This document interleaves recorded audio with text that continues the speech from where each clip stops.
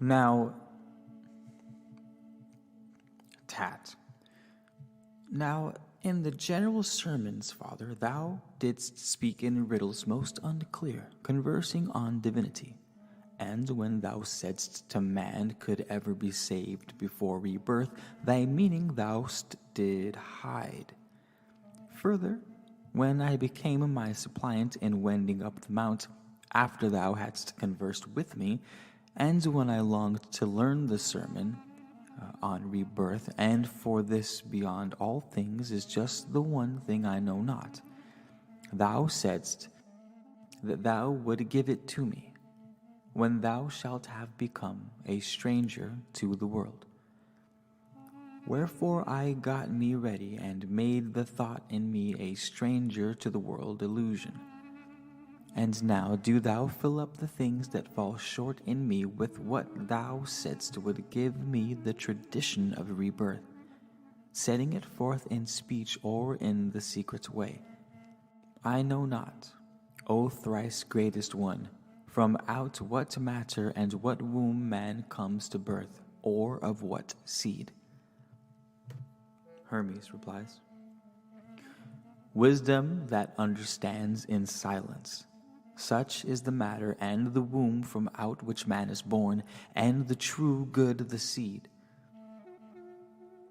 Who is the sower, Father? For I am altogether at loss. It is the will of God, my son. And of what kind is he that is begotten, Father? For I have no share of that essence in me, which doth transcend the senses. The one that is begot will be another one from God, God's Son? All and all, out of all powers composed. Thou tellest me a riddle, Father, and dost not speak as father unto son. This race, my son, is never taught, but when he willeth it, its memory is restored by God.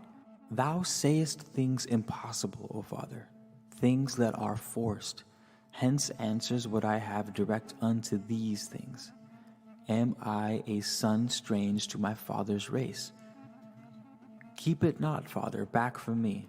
I am a true-born son. Explain to me the manner of rebirth. What may I say, my son? I can but tell thee this. Whenever I see myself within this simple vision brought to birth out of God's misery, whenever I see within myself the simple vision brought to birth out of God's mercy, I have passed through myself into a body that can never die. And now I am not as I was before, but I am born in mind. The way to do this is not taught, and it cannot be seen by the compounded element by means of which thou seest. Yes, I have had my former composed form dismembered for me. I am no longer touched, but I have touch. I have dimensions too, and yet am I a stranger to them now. Thou seest me with eyes, my son, but what I am thou dost not understand, even with the fullest strain of body and of sight. Into fierce frenzy and mind fury hast thou plunged me, Father, for now no longer do I see myself. I would, my son, that thou hadst ever passed right through thyself, as they who dream and sleep yet sleepless. Tell me this too. I would, my son, that thou hadst ever passed right through thyself, as they who dream and sleep yet sleepless. Tell me this too. Who is the author of rebirth? The Son of God, the one man, by God's will.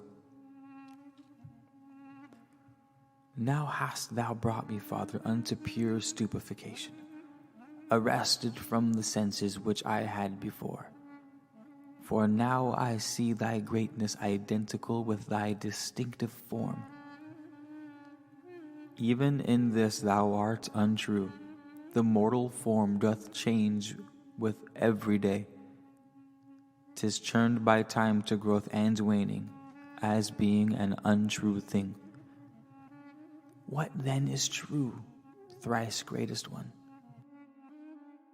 That which is never troubled, son, which cannot be defined, that which no color hath, nor any figure, which is not churned, which hath no garment, which giveth light, that which is comprehensible unto itself alone, which doth not suffer change, that which no body can contain. In very truth I lose my reason, Father. Just when I thought to be made wise by thee, I find the senses of this mind of mine blocked up. Thus it is, son. That which is upward borne like fire, yet is borne down like earth. That which is moist like water, yet blows like air. How shalt thou this perceive with sense? That which is not solid, nor yet moist, which not can bind or loose, of that in power and energy alone can man have any notion. And even then it wants a man who can perceive the way of birth in God. Am I incapable of this, O Father? Nay, God forbid. Nay, God forbid, my son. Withdraw into thyself, and it will come. Will, and it comes to pass.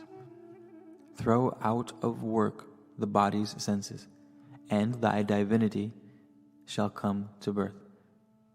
Purge from thyself the brutish torments, things of matter. I have tormentors then in me, O Father. I know few, my son, nay, fearful ones and manifold. I do not know them, Father. Torment, the first thing is this, not knowing, son. The second one is grief. The third, intemperance. The fourth, concupiscence. The fifth, unrighteousness. The sixth is avarice. The seventh, error. The eighth is envy. The ninth, guile. The 10th is anger. 11th, rashness. The 12th is malice. These are in number 12, but under them are many more, my son. And creeping through the prison of the body, they force the man that's placed therein to suffer in his senses. But they depart, though not all at once. But they depart, though not all at once, from him who hath been taken pity on by God. And this is it, which constitutes the manner of rebirth, and the reason. And now, my son, be still and solemn silence keep. Thus shall the mercy that flows on us from God not cease. Henceforth rejoice, O son, for by the powers of God thou art being purified for the articulation of the reason. Gnosis of God hath come to us, and when this comes, my son, not knowing is cast out. Gnosis of joy hath come to us, and on its way, son, sorrow will flee away to them who give it room. The power that follows joy do I invoke, thy self-control. O power most sweet, let us most gladly bid it welcome. How with its coming doth it chase intemperance away. Now forth on continence I call, the power against desire. This step, my son, is righteousness' firm seat, for without judgment, see how she hath chased unrighteousness away. We are made righteous, son, by the departure of unrighteousness. Power sixth I call to us, that against avarice, sharing with all. And now that avarice is gone, I call on truth, and error flees, and truth is with us. See how the measure of the good is full, my son, upon truth's coming, for envy is gone from us, and unto truth is joined the good as well with life and light. And now no more doth any torment of the darkness venture nigh, but vanquished all have fled with whirring wings. Thou knowest now, my son, the manner of rebirth. And when the 10 is come, my son, that driveth out the 12th, the birth in understanding. And by this birth we are made into gods. When then doth by his mercy gain this birth in God, abandoning the body's senses, knows himself to be of light and life, and that he doth consist of these, and thus is filled with bliss. By God made steadfast, Father, no longer with the sight my eyes afford I look on things, but with the energy the mind doth give me through the powers. In heaven am I, in earth, in water, air. I am in animals, in plants. I'm in the womb, before the womb, after the womb. I am everywhere. But further, tell me this, how are the torments of the darkness, when they are 12 in number, driven out by the 10 powers? What is the way of it, thrice greatest one? This dwelling place through which we have just passed, the human body, is constituted from the cycle of the 12 types of life, this being composed of elements 12 in number, but of one nature, an omniform idea. For man's delusion there are disunions in them, son, while in their action they are one. Not only can we never part rashness from wrath, they cannot ever be distinguished. According to right reason, then, they, the 12, naturally withdraw once and for all, inasmuch as they are chased out by no less than 10 powers, that is, the 10. For son, the 10 is that which giveth birth to souls, and life and light are unified there, where the one hath being the Spirit. According then to reason, the one contains the 10 the one. Father, I see the all. I see myself in mind. This is, my son, rebirth.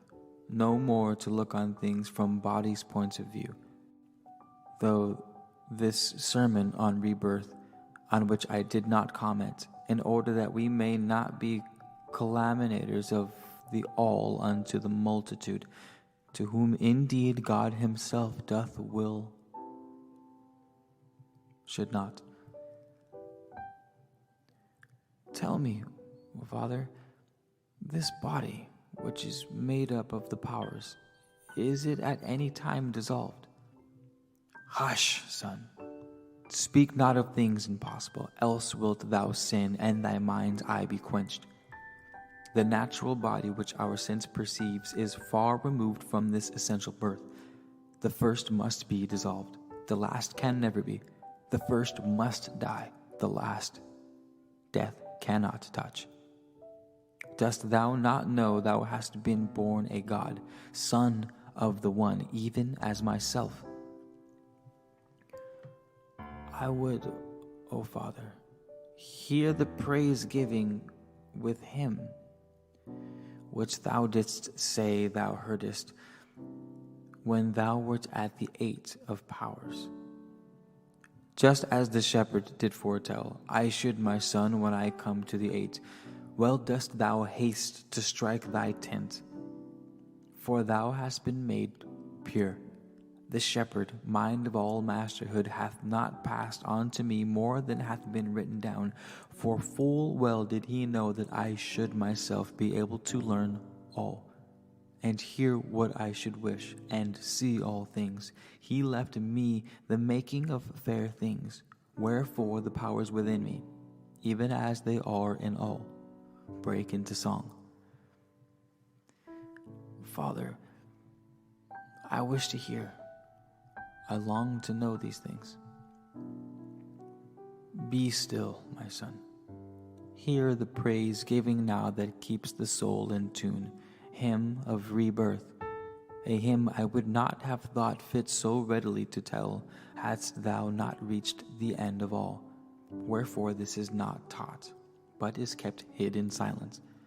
Thus then, my son, stand in a place uncovered to the sky, facing the southern wind about the sinking of the setting sun, and make thy worship. So in like manner too, when he doth rise with face to the east wind. Now, son, be still. The secret hymnody. Let every nature of the world receive the utterance of my hymn. Open thou, Open, thou earth, let every bolt of the abyss be drawn for me. Stir not, ye trees. I am about to hymn creation's Lord, both all and one. Ye heavens open and ye winds stay still, and let God's deathless sphere receive my word. For I will sing the praise of him who founded all, who fixed the earth and hung up heaven, and gave command that ocean should afford sweet water to earth, to both those parts that are uninhabited and those that are not, for the support and use of every man, who made the fire to shine for gods and men for every act. Let us together all give praise to him, sublime above the heavens of every nature, Lord. 'Tis he who is the eye of mind. May he accept the praise of these my powers. Ye powers that are within me, him the one and all, sing with my will, powers all that are within me. O blessed Gnosis, by thee illumined, hymning through thee the light that mind alone can see, I joy in the joy of mind. Sing with me praises all ye powers. Sing praise my self-control. Sing thou through me my righteousness, the praises of the righteous. Sing thou my sharing all, the praises of the all. Through me sing truth's praises. Sing thou good, the good of life and light, from us to your own praises flow. Father, I give ye thanks. To thee, thou energy of all my powers, I give thee thanks, O God, thou power of all my energies. Thy reason sings through me thy praises. Take back through me the all into thy reason, my reasonable oblation. Thus cry the powers in me, they sing thy praise, thou all. They do thy will, from thee thy will, to thee the all. Receive from all their reasonable oblation, the all that is in us of life. Preserve, O light, illuminate, O God, inspirit it. It is thy mind that plays the shepherd to thy word, O thou Creator, bestower of the Spirit. Thou art God. Thy man thus cries to thee through fire, through air, through earth, through water, through spirit, through thy creatures. 'Tis from the eon I have found praise giving, and in thy will, the object of my search, have I found rest. By thy good pleasure have I seen this praise giving being sung, O Father. I have set it in my cosmos too. Say in the cosmos that thy mind alone can see, my son. Yes, Father, in the cosmos that the mind alone can see, for I have been made able by thy hymn, and by thy praise giving my mind hath been illumined. But further, I myself as well would from my natural mind send praise giving to God. But not unheedfully, my son. What I behold in mind, that do I say. To thee, thou parent of my bringing into birth, as unto God, I, Tat, send reasonable offerings. O God and Father, thou art the Lord, thou art the mind. Receive from me oblations reasonable as thou wouldst wish. For by thy will all things have been perfected. Send thou oblation, son, acceptable to God, the Sire of all. But add, my son, to through the word. Yes, I give thee, Father, thanks for showing me to sing such hymns. Happy am I, my son, that thou hast brought the good fruits forth of truth, products that cannot die. And now that thou hast learnt this lesson from me, make promise to keep silence on thy virtue, and to no soul, my son, make known the handing on to thee the manner of rebirth, that we may not be thought to be culminators. And now we both of us have given heed sufficiently, both I, the speaker, and the hearer, you. In mind hast thou become a knower of thyself and our common sire.